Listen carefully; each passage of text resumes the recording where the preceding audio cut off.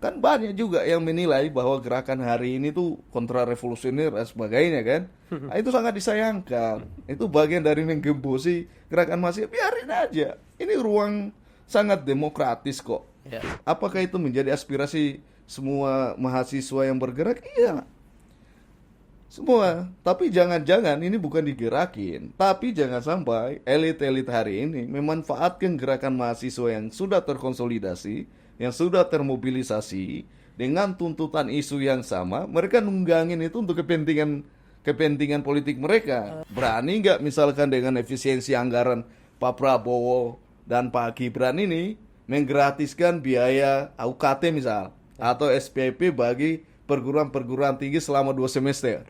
Itu kan sangat dirasakan. Apa yang bisa dilakukan oleh pemerintah, apa yang disediakan oleh daerah, daerah juga bisa bergotong di mana. Enak kolaborasi ini. Inilah yang dinamakan oleh persatuan nasional. Jadi persatuan nasional itu jangan dimaknai di tataran koalisi doang, di luar koalisi masyarakat diajak, kelompok-kelompok semuanya harus terlibat dalam pembangunan nasional kita hari ini.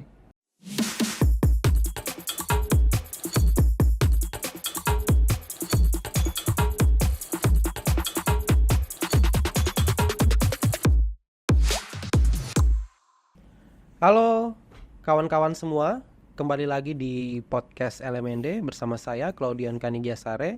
Ya, tentu kita akan membahas isu-isu seputar sosial, ekonomi dan politik. Dan kali ini kita terkhusus akan membahas isu-isu yang paling hangat yang beberapa waktu lalu menjadi perbincangan publik. Jadi kita gerakan mahasiswa beberapa waktu lalu melaksanakan aksi demonstrasi yang bertajuk dengan Indonesia Gelap, dan ini menjadi perbincangan bagi seluruh rakyat dan termasuk juga LMND. Dan di sini juga kita sudah bersama dengan Bung Muhammad Asrul. Bung, Halo Bung, gimana kabar Bung? baik. Dirimu gimana? Ya, agak sedikit ada Agak flu ya? Iya, flu. Jadi makanya Ini suara bukan efek dari efisiensi. Baik, Bung. Kan LMND juga adalah salah satu gerakan mahasiswa yang terlibat dalam aksi demonstrasi di Indonesia Gelap ini. Nah, kita pengen tahu sebenarnya apa sih sebenarnya yang coba ingin disuarakan oleh mahasiswa lewat aksi-aksi yang berjilid-jilid beberapa waktu lalu itu. Kalau kita lihat, memang beberapa hari belakangan ini, dalam waktu seminggu belakangan ya, kita lihat memang gerakan mahasiswa ini mulai menguat. Karena diikuti beberapa kota, Jakarta, Surabaya, Jogja, Makassar, beberapa kota yang lain. Memang ini ada satu kesamaan isu, khususnya soal kebijakan efisiensi yang dilakukan oleh pemerintahan Prabowo dan Gibran. Kebijakan efisiensi inilah yang akhirnya memicu beberapa kebijakan lainnya yang dinilai oleh mahasiswa sangat berdampak. Nah, dalam tuntutannya yang kita lihat bahwa teman-teman mahasiswa ini menolak soal kebijakan efisiensi, ya kan? Kebijakan efisiensi yang dilakukan oleh pemerintah karena berdampak secara signifikan di beberapa sektor, termasuk kesehatan, termasuk pendidikan. Yang kedua, soal kesejahteraan dosen. Nah, isu kan sebelum gerakan mahasiswa ini, beberapa dosen juga sudah melakukan demonstrasi dengan isu menuntut soal kesejahteraan, khususnya di tukin mereka tuh, tunjangan kinerja mereka yang memang di pemerintah sebelumnya kan tidak menganggarkan tukin itu kan. Tapi ini udah dijawab oleh pemerintahan sekarang ini lewat pengalokasian anggaran untuk tunjangan kinerja ini di tahun 2025. Terus yang ketiga juga, teman-teman dari gerakan mahasiswa ini yang dipelopori oleh kelompok BEM ini menolak adanya revisi Undang-Undang Minerba, karena salah satu poin dalam revisi Undang-Undang Minerba itu membolehkan perguruan tinggi untuk mengelola konsesi tambang, ya kan? Ini sebenarnya semangatnya sama juga dengan kita, karena sebelumnya kita juga menyuarakan agar lembaga pendidikan atau perguruan tinggi itu udahlah nggak usah ngurusin tambang-tambangan lah, fokus saja untuk menjalankan fungsi tridharma perguruan tinggi. Semangatnya sama soal penolakan terhadap revisi undang-undang Minerba itu kan. Terus di beberapa isu kemarin kan, memang kalau kita petakan kan, setiap gerakan mahasiswa ini kan bukan satu kali aja nih soal Iya. hashtag Indonesia Gelap. Sebelumnya ada Indonesia Darurat, ya kan? Oke, tahun lalu. Tahun lalu ada Indonesia Darurat. Terus sebelumnya juga soal penolakan terhadap RKUHP, penolakan terhadap Omnibus Law. Memang itu gerakannya sangat spontan, tapi percepatan perluasan gerakannya itu sangat besar, iya kan? Iya, iya. Sangat besar. Termasuk kemarin gerakan penolakan kenaikan UKT yang sempat naik 100-200%. Benar, betul. Itu kan gerakan mahasiswa juga Ya. begitu besar. Artinya kalau kita lihat di beberapa hashtag gerakan ini atau beberapa gerakan mahasiswa, memang isu pendidikan itu menjadi perhatian dan konsentrasi oleh gerakan. Kenapa? Karena memang kalau kita lihat sekarang data-data dunia pendidikan kita kan sangat miris ya. Misalkan kalau ditotalin semua perguruan tinggi yang ada di Indonesia dibandingkan yang perguruan tinggi global itu kita di urutan seratusan lebih, iya kan? Benar. Nah, terus juga soal kualitas pendidikan kita, soal infrastruktur pendidikan kita, soal akses pendidikan khususnya biaya pendidikan, terus soal minimnya perbaikan asrama-asrama mahasiswa. Sementara di lain sisi, kalau kita lihat kebijakan-kebijakan Pak Prabowo Gibran yang pro rakyat yang perlu diapresiasi ya. Iya, iya. Misalkan penghapusan utang petani, penghapusan utang nelayan di ban-ban ya. Iya, iya. Terus kemarin juga ada penghapusan utang UMKM, ya kan? Tapi kita belum melihat soal keberpihakan Pak Prabowo dan Pak Gibran ini di sektor pendidikan. Meskipun kita lihat kemarin bahwa Pak Prabowo punya program untuk perbaikan infrastruktur sekolah-sekolah yang rusak ya, Iya. yang rusak. Terus kita lihat bagaimana Pak Prabowo juga mendorong soal apa ini? Soal kebijakan tukin dosen yang sebelumnya nggak dianggarkan, sekarang politik anggaran 2025 kan dianggarkan. Dianggarkan. Ini kalau kita runut secara bersama soal gerakan-gerakan mahasiswa ini, memang yang menyatukan itu sebenarnya soal isunya itu. Karena itu dihadapi langsung oleh mahasiswa itu sendiri dan dirasakan secara langsung oleh gerakan mahasiswa. Seharusnya dilakukan oleh pemerintah hari ini adalah bukan mensinyalir siapa dalang di balik gerakan ini, bukan melihat pada posisi gerakan ini dimotori oleh siapa, dipelopori oleh siapa. Udah jelas siapa yang motor, siapa pelopori sebenarnya kan. Gerakan mahasiswa itu sendiri. Tapi soal isu dan aspirasi mahasiswa ini apa saja, ya kan? Betul. Kan semuanya juga nggak terlalu berlebihan aspirasi mahasiswa ini. Karena pertama soal mereka mengkritisi soal kebijakan efisiensi. Di lain sisi kebijakan efisiensi ini sangat bagus jika beberapa program-program kementerian itu terjadi pemborosan anggaran. Misalkan kunjungan ke luar negeri, ya kan? Setiap kegiatan atau event mereka lakukan di hotel sekarang mulai dibatasi, ataupun misalkan program pengadaan ATK yang begitu besar sampai ratusan miliar terus dipangkas, dilakukan proses efisiensi. Tapi kan kalau target efisiensi anggaran ini hanya difokuskan pada program makan bergizi gratis dan pendanaan soal danantara itu kan sangat disayangkan. Seharusnya ketika terjadi proses efisiensi yang dilakukan itu soal bagaimana kebijakan efisiensi itu berhubungan langsung pada perlindungan sosial. Iya kan, perlindungan sosial. Ya. Termasuk juga bagaimana bisa menopang kebutuhan-kebutuhan dasar rakyat, soal pendidikan, soal kesehatan, soal air bersih, ya kan? Sekarang kan begitu banyak, ya kan? Begitu banyak kebijakan-kebijakan yang menurutku itu yang perlu untuk diseriusin oleh pemerintah sekarang. Betul. Karena memang kalau kita lihat kan di sektor pendidikan ini belum terlalu kental, dan belum punya efek secara langsung dirasakan oleh mahasiswa hari ini. Apa kebijakan Pak Prabowo dan Pak Gibran Iya. di sektor mahasiswa atau dunia pendidikan bisa dirasakan langsung oleh mahasiswa? Itu kan belum ya. Nah, apalagi kemarin soal efisiensi itu kan sempat itu akan mengganggu pengalokasian anggaran untuk kartu Indonesia Pintar, Ya. termasuk soal LPDP yang itu diutarakan oleh mantan Menteri Pendidikan Tinggi. Termasuk itu di situ kenaikan UKT. Termasuk UKT ya. Nah, itu yang jadi pemicu. Nah, ya sampai dicopot ya Menteri Pendidikannya dan hari ini diganti yang baru. Tapi kan seharusnya bisa melakukan kebijakan yang bisa berdampak langsung ke mahasiswanya menurut Bu. Betul. Masih terkait dengan aksi kemarin, ada yang menarik. Jadi teriak-teriak atau riak-riak di publik itu, ada lagi isu bahwa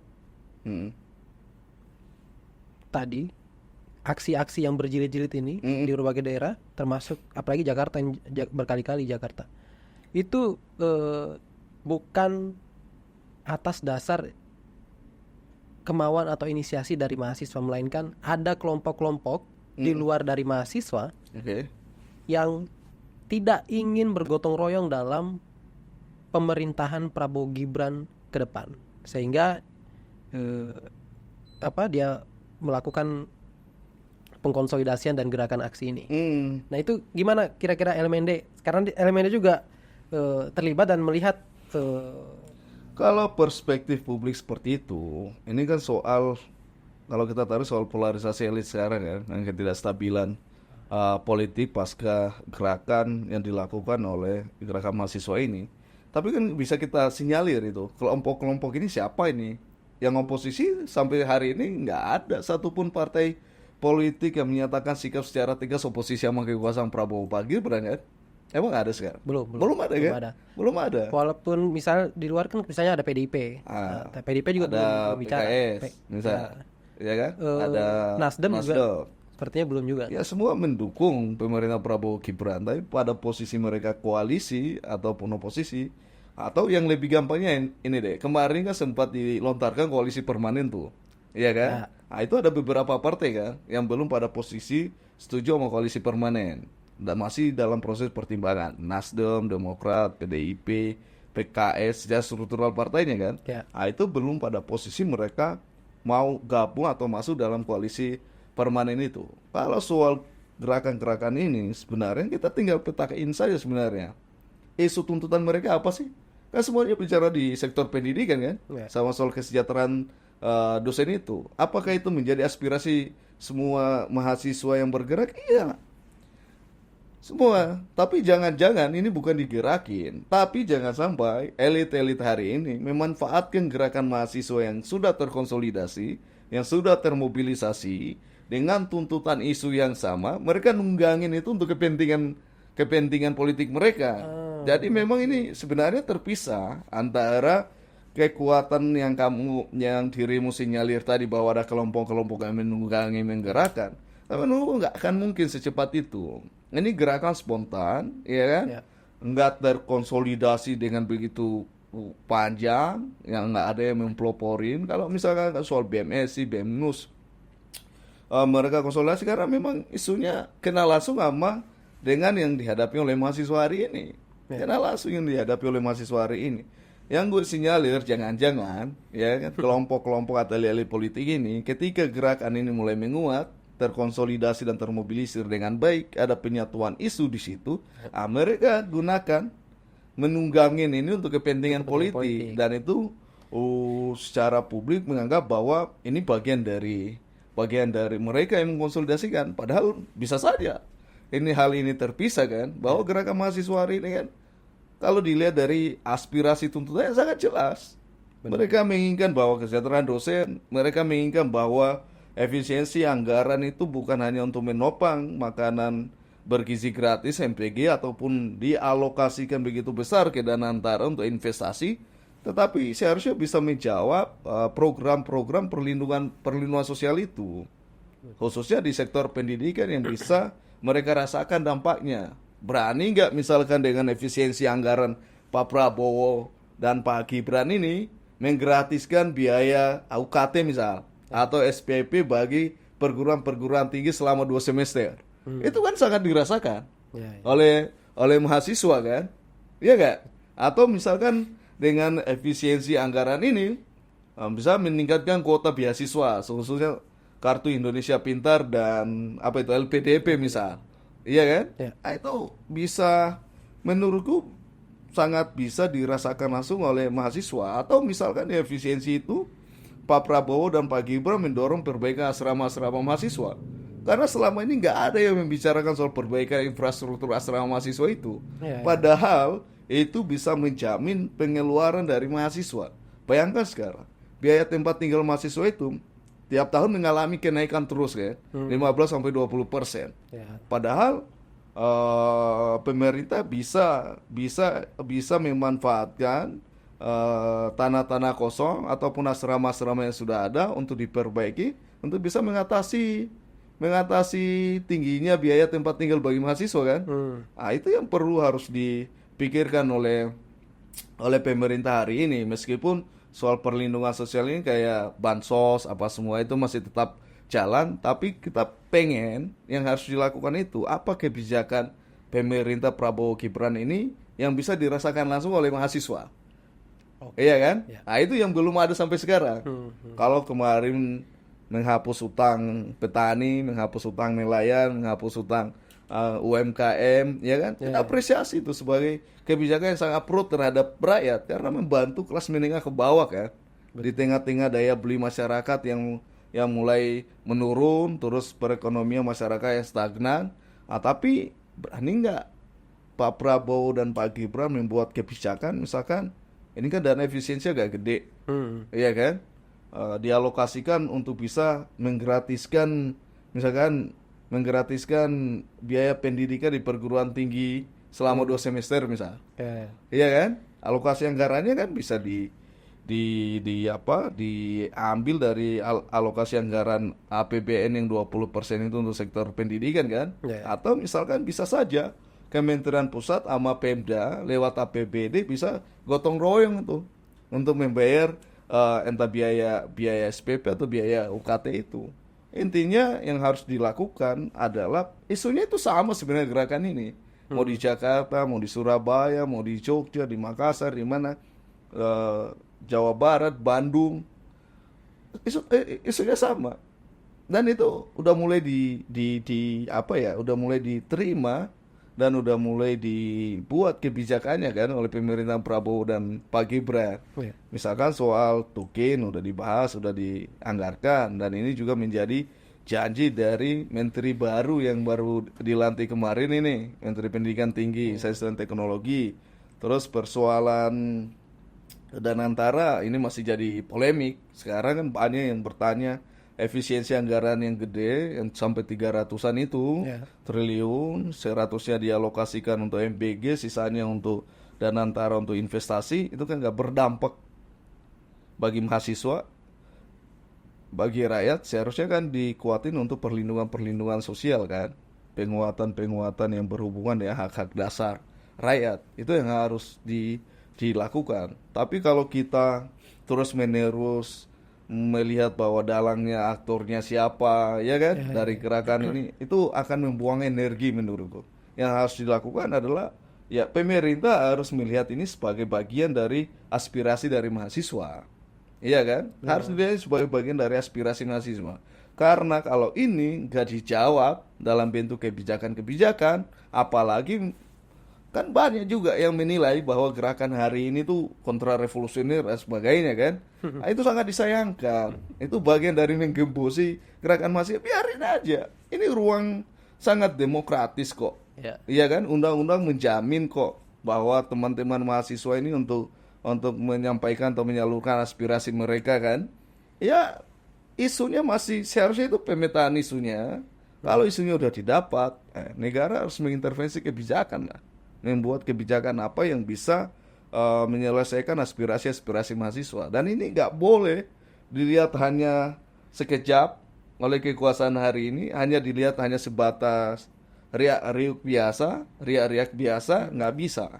Ini juga sangat-sangat, kalau dibiarkan terus-menerus, ini juga sangat berbahaya di tengah ketidakpastian global dan di tengah instabilitas politik nasional. Apalagi kayak sekarang lagi apa, kekuatan elitnya lagi saling tempur kan, lagi saling tempur, ya kan? Ya, Nah, di bawahnya mahasiswanya lagi bergejolak.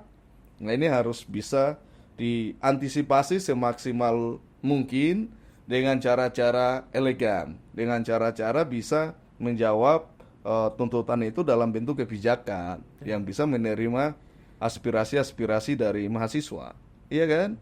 Ya sampai memang Indonesia yang gelap. Dari kegelapan itu kaburlah mereka kan. Muncullah hashtag apa? Kabur Kabur aja aja dulu. Nah, itu ya, sangat jangan dilihat ini nih, dilihat gampang atau mudah, jangan. Ini perlu was-was juga, ya kan? Perlu was-was juga, dan kita harapkan bahwa mengantisipasi ini dengan cara-cara yang sangat objektif. Karena memang gerakan mahasiswa itu kan kita bisa lihat itu gimana mereka menolak kebijakan kenaikan UKT sampai 100 sampai 200% kemarin. ya, Ya kan? Bagaimana keterlibatan mereka dalam Indonesia Darurat? Bagaimana keterlibatan gerakan ini dalam penolakan terhadap Undang-Undang Omnibus Law? Bagaimana keterlibatan gerakan dalam revisi RKUHP? Terus itu sangat banyak kan? Sangat banyak gitu kan? Dan itu selama aksi itu membesar, selalu kan tudingannya digerakkan oleh kelompok-kelompok tertentu yang dianggap itu berseberangan dengan kekuasaan hari ini. Padahal kekuatan oposisi hari ini belum ada yang secara tegas menyatakan diri mereka sebagai oposisi. Iya kan? ya betul. Dan ketika Kongres kemarin dari Partai Gerindra mendorong soal koalisi permanen, ide-ide koalisi permanen ini kan ngeri, iya kan? Itu banyak partai yang menyambut baik kan koalisi permanen. Kan itu kan mereka soal kepentingan jangka panjang, kepentingan politik jangka panjang, dan bagaimana posisi politik mereka di dalam kekuasaan, iya kan? Betul. Nah, yang parah jangan sampai koalisi permanen versus gerakan mahasiswa ini. Ya? Iya kan? Ya, gerakan mahasiswa lagi Ya. kencang, lagi terkonsolidasi, termobilisasi begitu cepat, sangat-sangat spontan. Harus dijawab.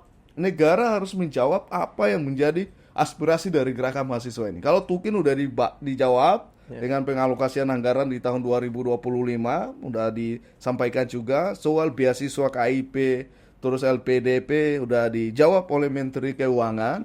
Jubir-jubir kekuasaan hari ini itu seharusnya meneruskan itu. Jubir-jubir kekuasaan itu seharusnya harus meneruskan itu, termasuk pembantu Pak Prabowo dan Pak Gibran ini harus menyampaikan apa yang sudah dijawab dari aspirasi tuntutan mahasiswa. Dan kalau saya bisa berpesan di podcast ini, pemerintah itu harus mikirin mahasiswa sekarang ini. Kalau ada anggaran yang berlebihan, ya kan, dari kebijakan efisiensi, doronglah kalau bisa gratisin itu biaya pendidikan 2 semester misalkan lewat efisiensi anggaran. Kalau nggak bisa ke semua perguruan tinggi karena jumlahnya sangat besar, fokus dulu aja perguruan tinggi negeri misal, ya kan? Fokus aja dulu perguruan tinggi negeri, karena itu akan dirasakan langsung itu oleh mahasiswa hari ini yang melihat kok pendidikan tiap tahun makin sulit, ya, mau masuk sulit. Kayak kemarin ada juga isu kan, penerimaan seleksi masuk bersama ini untuk perguruan tinggi, ada beberapa SMA itu Ya, karena kelalaian birokrasi sekolahnya, akhirnya beberapa siswa nggak bisa masuk ke perguruan tinggi kan. Tapi itu udah dijawab juga. Saya pemerintah sekarang ini punya kepekaan terhadap aspirasi-aspirasi dari gerakan sosial, sangat peka. Dosen misalkan bergerak, ojol bergerak, ya kan? Terus mahasiswa bergerak, ya kan? Nah, sangat peka sih sebenarnya. Cuman dalam komunikasi publiknya itu yang harus diperkuat, dan pembantu-pembantu Presiden Pak Prabowo dan Pak Gibran ini melihat gerakan ini harus dengan serius, dan bagaimana mereka kebijakan-kebijakan yang sudah diambil ya dari aspirasi ini itu harus disampaikan juga ke publik secara menyeluruh dan juga bisa didengar oleh gerakan mahasiswa hari ini. Eh, Tadi ada beberapa yang menarik yang coba saya tangkap, bahwa pasca Pilpres, Ya. ya kan, sampai sekarang sudah mungkin 100 hari lebih kerja, 120-an. 120 hari kerja. Eh, Politik nasional belum juga stabil, Ya. terus ditambah dengan gerakan-gerakan mahasiswa yang menurut kita bahwa itu memang objektif, lahir dari keresahan, Objektif, betul. lahir dari keresahan anak muda, Dan dampak dari kebijakan. dampak dari kebijakan Iya. efisiensi itu sendiri. Nah, kira-kira gimana sih LMND melihat bahwa apa yang harus sebenarnya dilakukan oleh pemerintahan Prabowo Gibran ini? Karena kalau kita lihat ini baru baru di awal, baru di awal akan ini kan 5 tahun ke depan ini kan kita ingin bahwa pemerintahan ini berjalan baik, bahwa kita ingin pemerintahan ini dapat menyelesaikan semua apa yang menjadi visi, program, apalagi program-programnya itu memang menyentuh akar rumput. Iya, hajat hidup orang banyak. Nah, itu yang kita inginkan. Nah, bagaimana pemerintahan Prabowo Gibran ini untuk menyelesaikan, mengatasi deh problem stabilitas politik ini, dan juga apa yang harus dia lakukan untuk menjawab semua tuntutan-tuntutan rakyat, terkhusus mahasiswa. Sebenarnya Pak Prabowo dan Pak Gibran ini itu di awal pemerintahan ini kan menghadapi situasi yang tidak baik-baik. Nah, itu bisa dilihat dari situasi globalnya. Sekarang ketidakpastian globalnya itu sangat-sangat memanas ya. Politik luar negeri kita sangat memanas hari ini. Terus bagaimana sekarang kebijakan Donald Trump yang awal baru terpilih sebagai presiden, yang kebijakan proteksi dagangnya sekarang udah mulai semua negara teriak-teriak ya karena kebijakan proteksinya. Dan di awal pemerintah Pak Prabowo Gibran sebenarnya kan isu yang mereka angkat itu adalah isu soal keberlanjutan. Ya, Iya kan? Keberlanjutan. Karena ini transisinya agak damai. Transisinya agak enak ini dari Pak Jokowi Maruf Amin ke Pak Prabowo dan Pak Gibran. Sejak awal memang sebelum masa jabatan Pak Jokowi berakhir, itu udah saling sharing soal program-program utama, dan itu udah diantisipasi lewat Kementerian Keuangan, bagaimana di awal-awal pemerintahan itu APBN kita itu bisa menopang kebijakan-kebijakan ataupun programatik unggulan dari Pak Prabowo dan Pak Gibran. Terus yang kedua, di awal pemerintah Prabowo Gibran ini kan sangat bagus ngusung gagasan persatuan nasional. Iya kan? Bahwa kepemimpinan Prabowo Gibran ini mengutamakan persatuan nasional. Unsur-unsur di dalamnya bisa kita lihat dengan dominannya partai-partai politik di parlemen. Banyaknya kelompok-kelompok kekuatan-kekuatan politik nasional itu masuk dalam jajaran kabinet. Ya kan? Ya. Mau dari teknokratik ada, Ya. politisi banyak, akademisinya ada, kelompok gerakannya ada, aktivisnya kan? Aktivis, ya. Dari pokoknya sangat banyak. Dari gerakan sosialnya juga ada. Ya, selama ini memang orang-orang atau individu-individu ini sangat konsen ya terhadap isu-isu yang berhubungan dengan kemaslahatan rakyat ya. Terus yang ketiga, kalau kita lihat memang dalam program atau visi Astacita Pak Prabowo itu beberapa kebijakan di hari-hari pertama beliau memimpin itu sangat-sangat pro rakyat kebijakannya, dan itu terbukti dengan tingginya kepercayaan rakyat terhadap pemerintah Prabowo Gibran sampai angka 80, Pak. Dan itu bisa memecahkan sejarah. Presiden baru terpilih, belum bisa mengeksekusi full kebijakan-kebijakannya, tapi harapan dan kepercayaan rakyat tinggi terhadap Pak Prabowo dan Pak Gibran. Iya kan? Pasca itu kita lihat ternyata instabilitas politik di secara global dan nasional kita juga sangat-sangat mengkhawatirkan juga. Dan itu bisa kita lihat koalisi yang gemuk. Ya, koalisi atau istilah mereka koalisi permanen sekarang yang di dalamnya ini kelompok-kelompok Kim Plus, Koalisi Indonesia Maju Plus, itu tidak mampu menjawab aspirasi-aspirasi dari gerakan mahasiswa hari ini. Dan itu sangat kelihatan kan. Belum lagi misalkan kasus ditangkapnya nih, kasus penguatan KPK, ya kan? Karena sejak awal memang Prabowo itu sangat keras untuk bisa memberantas korupsi di Indonesia. Itu sebenarnya perlu untuk diapresiasi karena itu menjadi persoalan klasik di Indonesia. Beberapa kebijakan dia kan soal yang saya sampaikan di awal tadi kan, penghapusan utang, ya kan, nelayan, petani, UMKM, terus kebijakan-kebijakan lain itu sangat-sangat pro rakyat. Tapi yang menjadi problem adalah hari ini memang banyak juga program Pak Prabowo dan Pak Gibran itu belum maksimal. Banyak juga kementerian-kementerian sekarang dari puluhan menteri dengan wakil-wakil menteri yang begitu postur kabinetnya begitu gede, begitu besar, belum nampak juga menjalankan programatik kinerja-kinerja mereka. Karena itu akan sangat kelihatan. Evaluasinya bisa kita lihat dari 100 hari pemerintah Prabowo Gibran. Itu di publik kan berseliweran menteri-menteri atau wakil menteri saja yang mana yang layak untuk di reshuffle. Iya kan? Pertimbangan mereka itu sangat-sangat objektif menurutku. Kenapa? Karena menteri ini kan udah Pak Prabowo Gibran udah punya programatik yang terangkum semua dalam Masta Cita dan programatik unggulannya kan. Mampu nggak menteri-menteri ini menjalankan itu? Iya kan? Di awal udah banyak dinamika menteri kabinet, ya kan?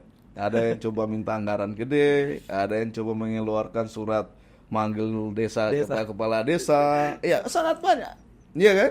Sangat banyak. Makanya kita harus melihat bagaimana cara mengantisipasi ini. Pertama, memang di dalam kabinet ini, khususnya Koalisi Indonesia Maju atau Kimples ini, memang harus bisa mengkonsolidasi dirinya sebaik mungkin. Konsolidasi diri ini bukan hanya mereka rapat dan sebagainya, tapi konsolidasi internalnya harus jalan, dan bagaimana hasil konsolidasi internal itu dibahasakan ke publik. Karena kebijakan ini nggak anti kritis sebenarnya, iya kan? Pemerintah sekarang itu apa yang menjadi aspirasi beberapa gerakan itu dijawab dengan baik. Soal tukin, soal ojek, soal apa, PHK, ya kan? Itu sangat dijawab dengan baik.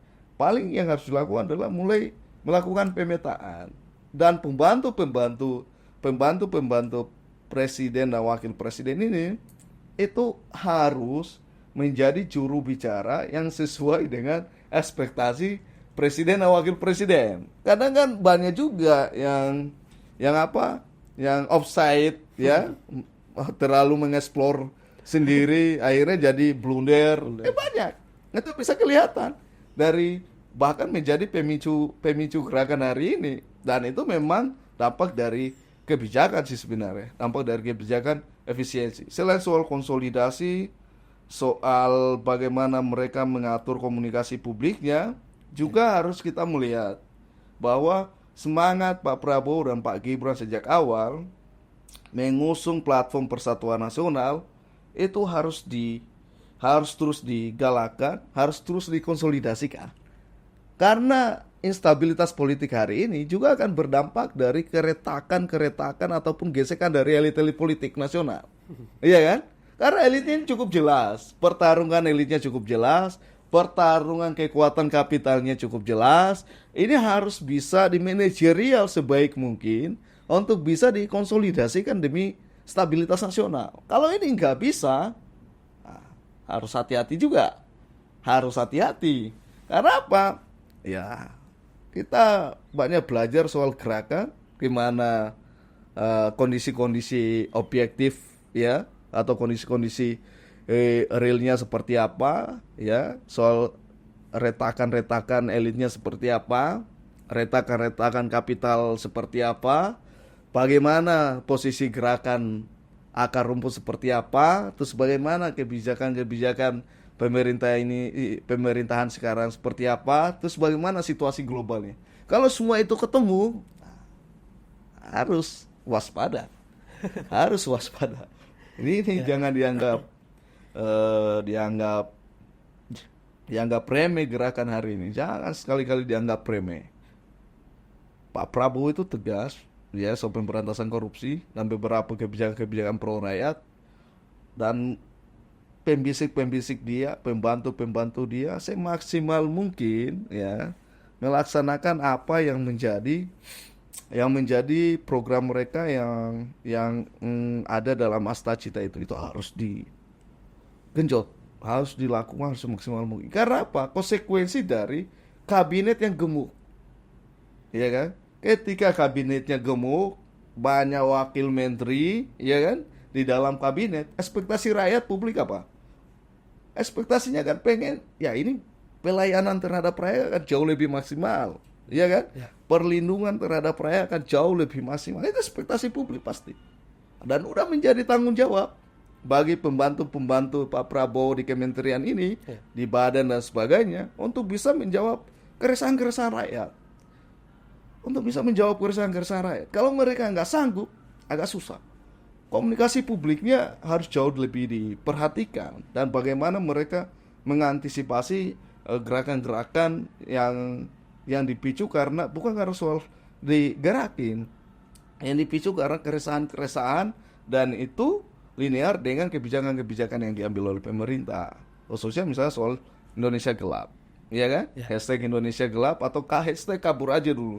Wah, ini bahaya ini, iya kan? Karena hashtag kabur aja dulu itu isu yang berkembang itu apa coba? Termasuk soal Danantara itu, penarikan uang masyarakat itu dari bank-bank. bank-bank Itu itu. sangat bahaya di tengah situasi ekonomi kita ini belum stabil, politik keamanan kita nggak stabil. Kita mengharapkan apa? Ini nggak mengganggu untuk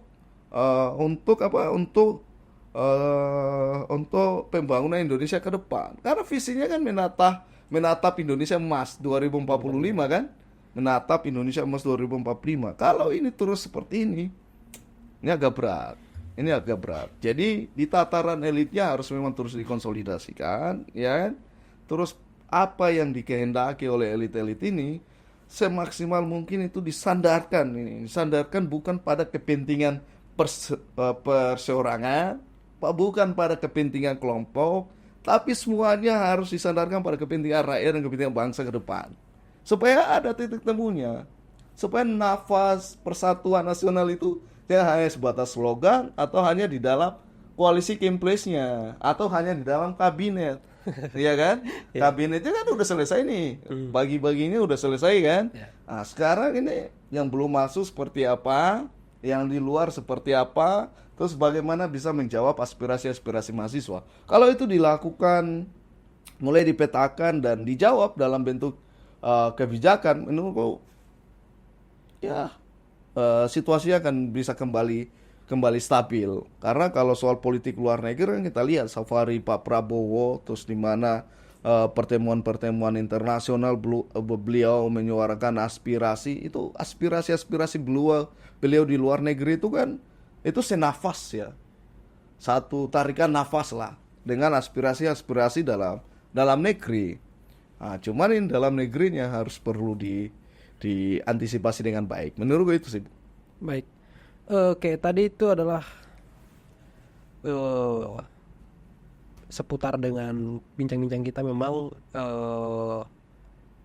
Indonesia Gelap ini merupakan satu gerakan yang sebenarnya ya itu tadi, bahwa ini menjadi peringatan bagi pemerintahan Prabowo Gibran, bahwa PR-PR yang lalu, pemerintahan yang lalu dan sekarang yang menyongsong pemerintahan baru, banyak PR-PR yang belum diselesaikan dan harus diselesaikan.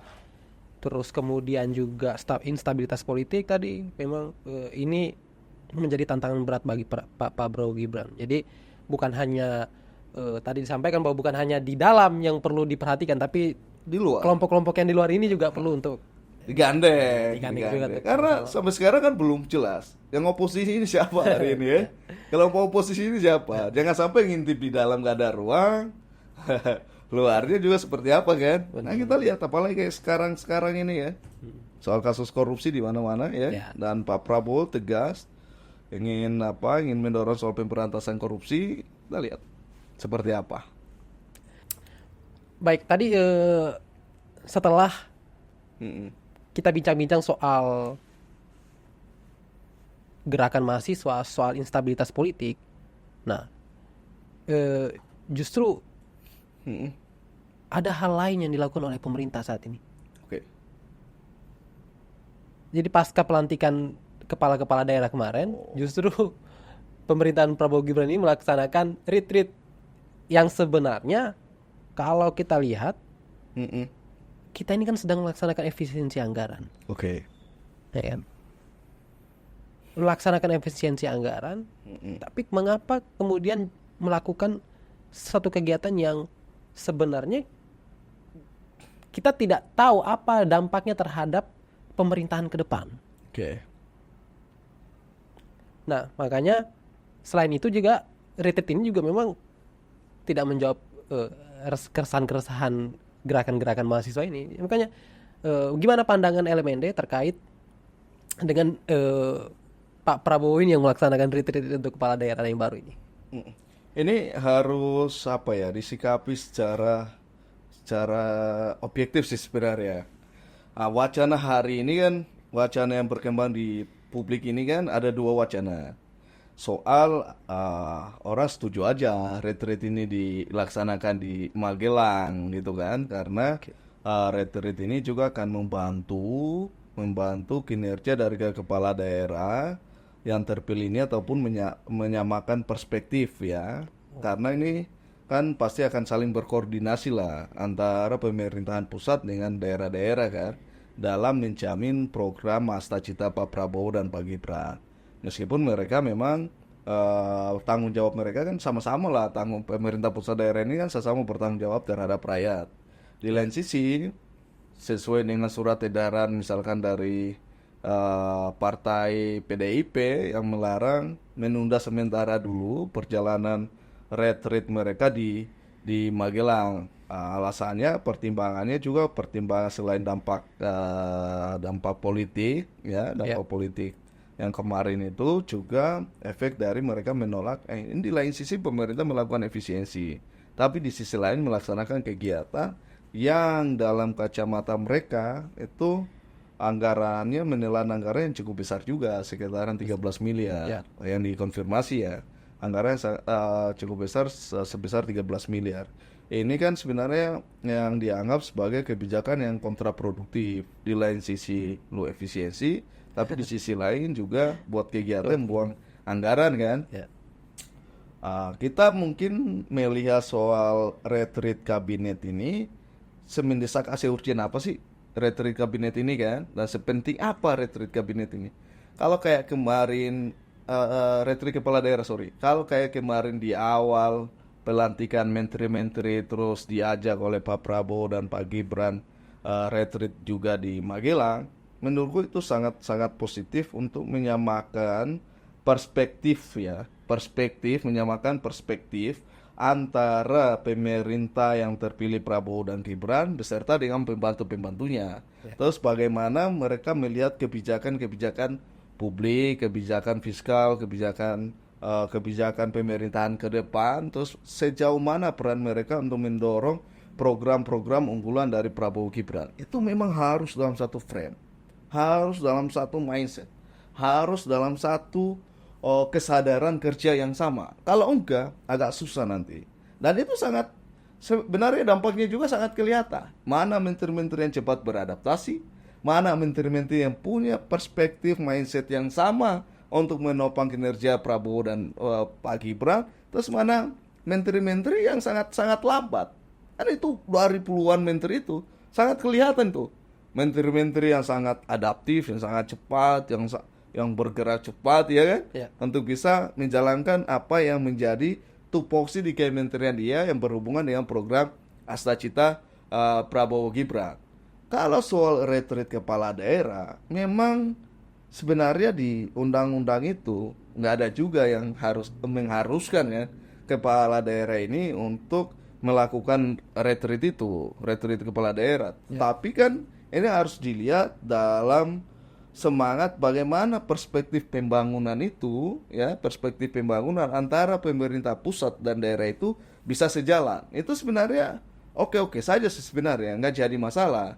Apalagi misalkan kan semua daerah juga pasti punya problem yang berbeda kan, antara satu daerah dengan daerah lain pasti punya problem yang berbeda. Tetapi semuanya ini sebagai satu bagian dari Republik Indonesia dan mereka menjadi mandat dari rakyat, kan pasti punya visi apa yang dilakukan oleh Pak Prabowo dan Pak Gibran ini. Kalau visinya adalah bagaimana mewujudkan Indonesia adil dan makmur yang itu ada dalam asta cita Pak Prabowo, maka kepala daerah juga harus bisa sejalan, ya kan? Harus bisa sejalan, harus bisa punya perspektif yang sama, dan bagaimana mereka juga punya kesadaran. Karena jangan salah, banyak kepala daerah tersandung kasus korupsi, ya kan? Banyak kepala daerah di daerah-daerah lain udah cukup maju perkembangannya, daerah lain tidak, sangat-sangat mandek, bahkan nggak ada kemajuan sama sekali. Mungkin di retreat ini juga kita mengharapkan semua kepala-kepala daerah yang terpilih ini juga mengelaborasi problem-problem di daerahnya, dan bagaimana pusat bisa menjawab problem-problem di daerah masing-masing itu kan akan sangat bagus. Karena akan jarang juga kepala daerah bisa langsung bertemu langsung atau menyampaikan aspirasi masyarakat di daerahnya kepada menteri-menteri yang ada di kabinet. Selain menteri-menteri, kepada pemerintah Pak Prabowo dan Pak Gibran, karena nanti mereka akan hadir juga dalam retreat kepala daerah itu kan. Kalau itu bisa dielaborasi, bisa disampaikan aspirasinya, menurutku ini ruang yang sangat sangat bagus ya. Menurutku ini ruang yang sangat bagus, dan di dalamnya mungkin mereka akan sama-sama menyatukan perspektif dan apa sih garis besar gagasan Pak Prabowo dan Gibran. Misalkan soal program unggulan ya, soal pembangunan 3 juta rumah, bagaimana di daerah.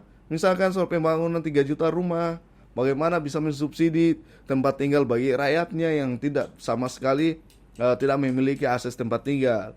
Misalkan soal pembangunan infrastruktur sekolah, di daerah-daerah mana sekolah-sekolah yang perlu untuk dibangun, yang infrastrukturnya nggak tersedia dan sebagainya.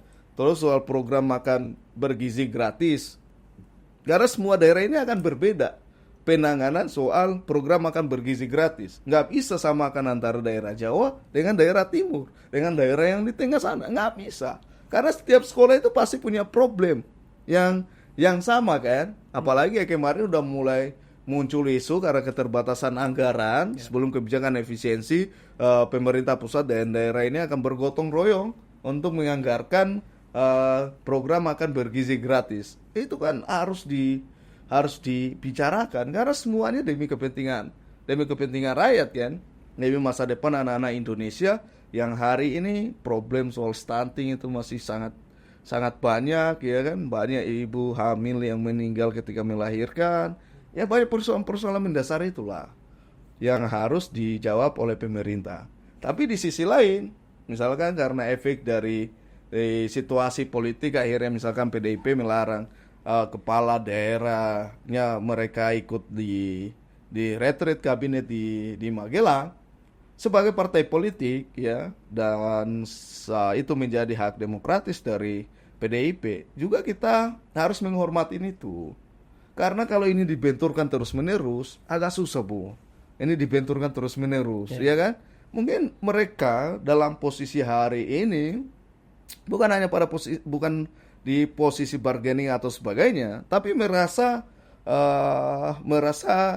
kalau dalam bahasa mereka ada ketidakadilan secara politik, ya kan? Ada ketidakadilan secara politik dalam upaya pengungkapan kasus korupsi yang membuat salah satu kader terbaiknya misalkan hari ini ditahan oleh KPK. Tapi kita kan pada posisi bahwa kita menghormati proses penegakan hukum yang ada di Indonesia, iya kan? Kita tidak mungkin juga mengintervensi proses penegakan hukum. Tapi yang harus kita hindari adalah benturan atau gesekan-gesekan di tataran elit ini. Jangan mengorbankan rakyat. Karena apa?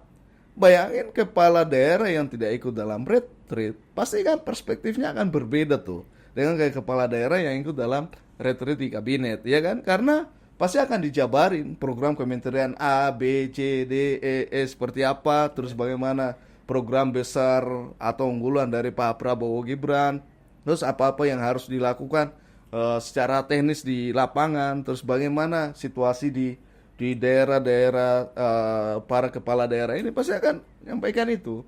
Karena di Indonesia ini kan problemnya adalah kepala daerah ini diusung oleh partai politik. Ini produk, Pak. Produk partai politik. Yang susah itu adalah kader partai. Yang jadi kepala daerah di lain sisi pengen melihat gimana gagasan Pak Prabowo, Pak Gibran, di lain sisi kader partai nyuruh untuk menunda keberangkatan mereka untuk melaksanakan retreat itu. Itu kan, tapi itu akan berdampak terhadap rakyat. Sangat-sangat akan berdampak terhadap rakyat. Karena seluruh rakyat Indonesia ini udah memberi mandat kepada kepala daerah ini. Dan di pundak mereka itu pasti ada harapan bagaimana bisa mengantisipasi atau menjawab ya keresahan dan aspirasi dari rakyat di daerahnya masing-masing. Dan itu, ini menurut ini ruang yang bagus sekali bagi kepala daerah untuk menyampaikan kondisi-kondisi yang ada di daerahnya. Kita harapkan, oke lah, biarkan proses hukum berjalan dengan baik, ya, tidak ada intervensi, biarkan independennya berjalan dengan baik dalam proses pemberantasan korupsi, karena semua partai politik pasti setuju, ya kan? Ya. Pasti setuju dengan upaya pemberantasan korupsi yang ada di Indonesia, karena tidak ada satupun partai yang pro korupsi, Pak. Semua setuju untuk KPK, kepolisian, untuk menegakkan pemberantasan korupsi. Bagi yang yang berkuasa sekarang, biarkan itu berjalan secara alamiah. Jangan ada proses intervensi misal, ya kan? Seperti apa yang dituduhkan gitu kan? Biarin aja berjalan. Di lain sisi kita harus memperhatikan posisi kepala-kepala daerah ini, pundak mereka ini aspirasi rakyat, Pak. Keresahan rakyat. Kalau kepala daerahnya ditunda untuk melakukan retreat, itu akan sangat berdampak pada perspektif dan pada kerja-kerja pemerintahan ke depan. Meskipun karena kebijakan otonomi kepala daerah ini punya program juga, kan pasti nanti akan seirama tuh dengan pemerintah pusat kan dalam menjalankan ini. Karena kita ini bayangin, satu presiden, 38 gubernur, kabupaten kota, berapa ratus kota, ya, kota kabupaten, itu sangat besar, bro.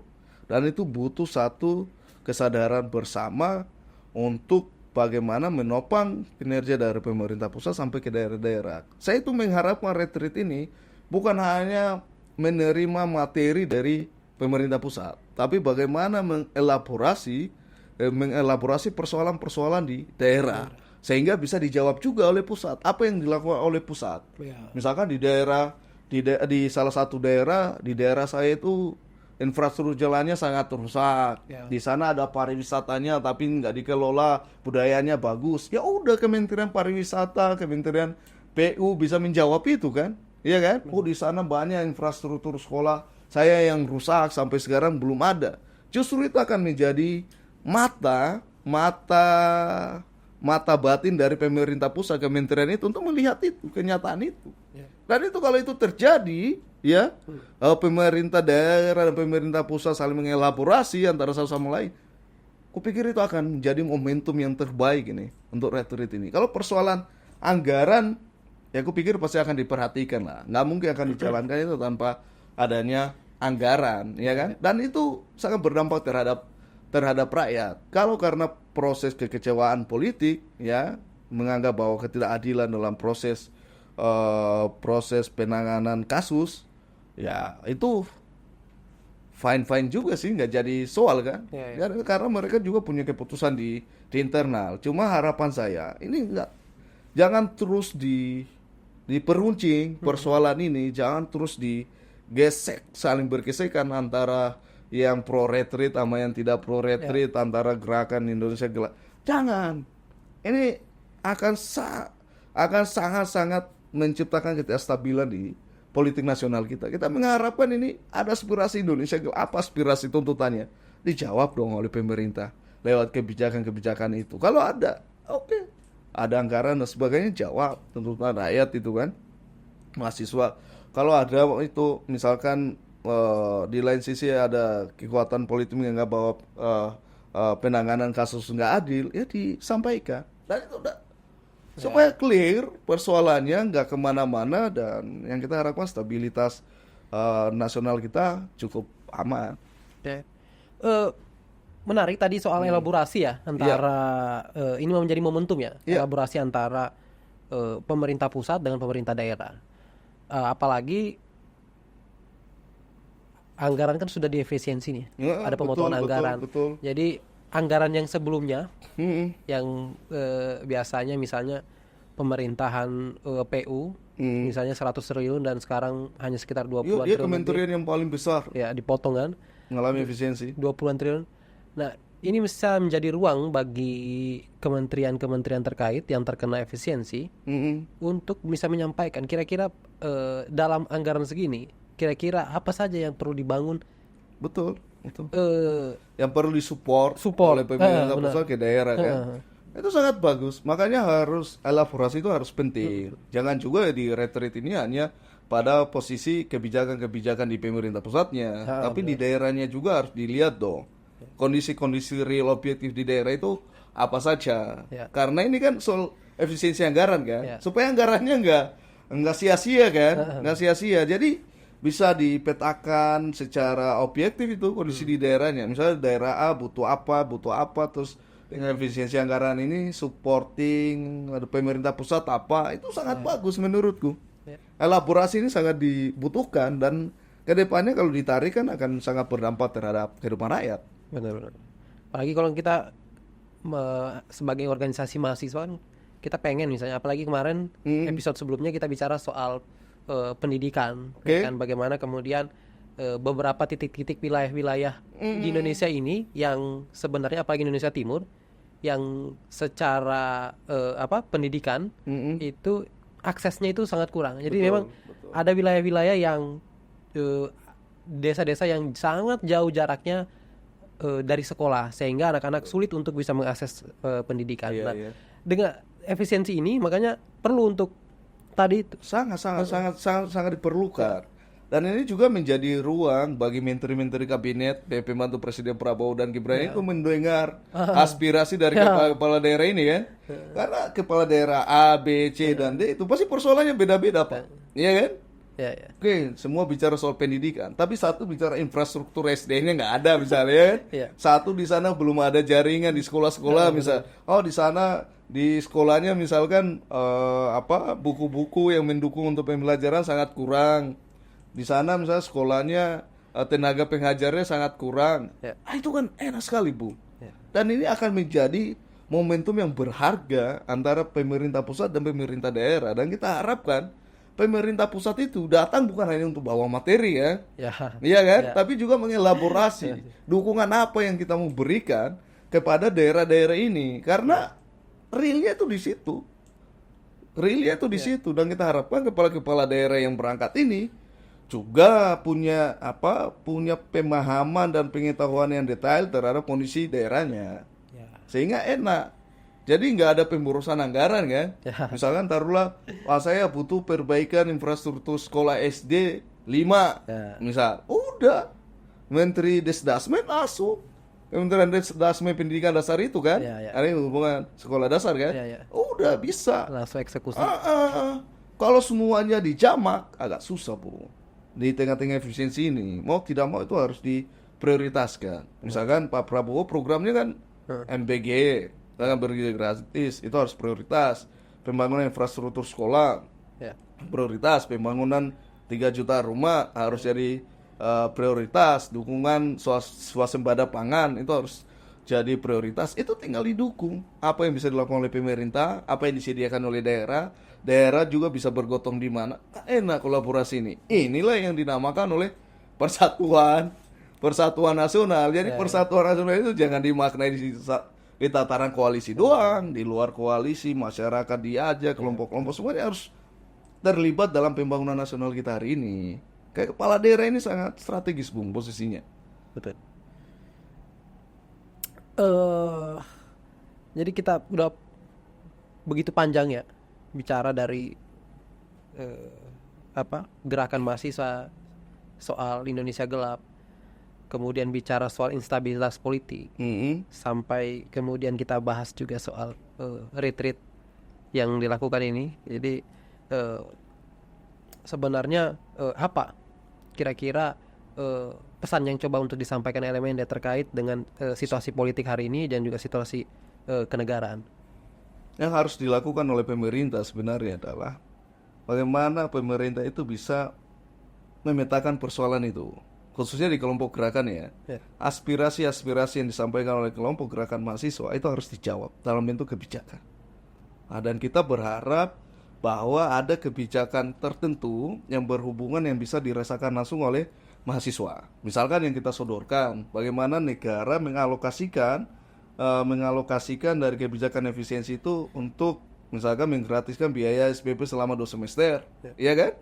Nah, itu akan bisa jauh diterima oleh gerakan mahasiswa. Yang kedua, soal lapangan pekerjaan. Karena ini aspirasi dari mahasiswa, soal lapangan pekerjaan ini paling jadi prioritas mereka sekarang. Karena apa? Data BPS 10 juta Gen Z itu menganggur, ya kan? Nggak bisa mengakses lapangan pekerjaan. Ini harus bisa dijawab oleh Kementerian Tenaga Kerja, ya kan? Jangan hanya bahas kabur aja dulu, ya kan? Wakil Menteri harus bisa menjawab bagaimana bisa menciptakan lapangan kerja yang ada di Indonesia untuk bisa menjawab keresahan anak-anak muda hari ini. Yang ketiga soal kesehatan mental, Bung. Anak-anak milenial Gen Z hari ini itu selalu bicara mengenai kesehatan mental.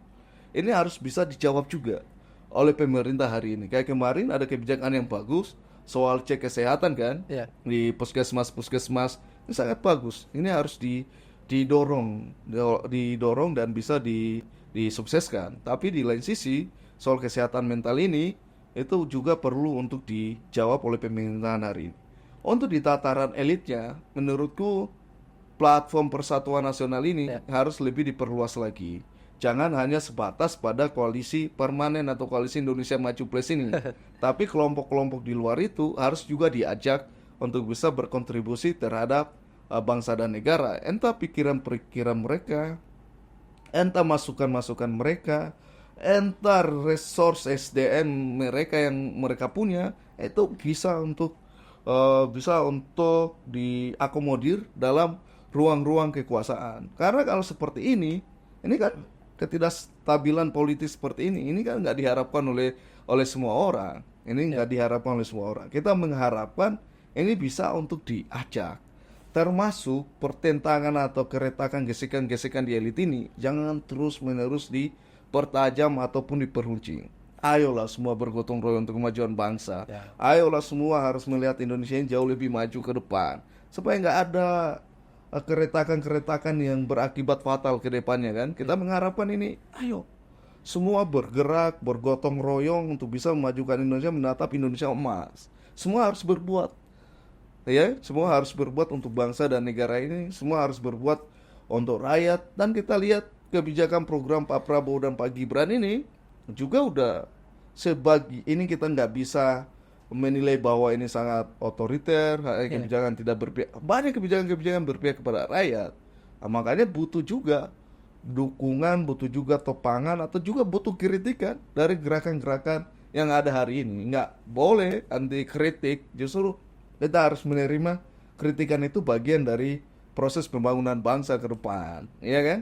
Bagi yang masih terus terbawa arus kepentingan politik misalkan di tataran elit ini, udahlah bersatulah. Republik ini udah pengen elit-elitnya bersatu, pengen elit-elit politiknya guyup, ya kan? Dan kupikir semuanya saling membuka diri lah satu sama lain. Gesekan-gesekan enggak perlu, itu udahlah. Enggak perlu diperpanjang, semuanya harus tenggang rasa, semuanya harus lapang dada untuk bisa menerima keadaan. Kalaupun itu dianggap mengkriminalisasi dan sebagainya, ada ruang-ruang hukum yang perlu dilakukan, dan negara nggak menutup itu kan. Pemerintah sekarang nggak menutup itu. Nah, jadi mungkin itu yang jadi harapan kita, elitnya bisa guyup, ya. Aspirasi-aspirasi mahasiswa, gerakan-gerakan sosial hari ini juga bisa didengarkan dan bisa dijawab dalam bentuk kebijakan. Terus bagaimana juga bisa ada kebijakan yang mengarah pada perlindungan sosial itu perlu dikuatkan, perlu ditekankan, termasuk bagaimana penguatan hubungan bilateral global Pak Prabowo dan Pak Gibran ini tataran internasional itu bisa terus terjalin dengan baik untuk kepentingan bangsa dan negara. Baik, sudah cukup panjang kita berbincang mengenai isu-isu yang hangat di publik hari ini, dan terima kasih kepada Bung Asrul sudah Sama. menemani kita dan berbagi informasi kepada seluruh kawan-kawan yang mendengarkan atau menonton podcast LMND. Teruntuk bagi teman-teman di luar sana, terus pantau dan saksikan podcast LMND karena kita selalu update terkait dengan isu-isu sosial ekonomi politik yang hangat di publik. Mungkin itu saja. Terima kasih Bung Asrul dan teman-teman semua. Terima kasih.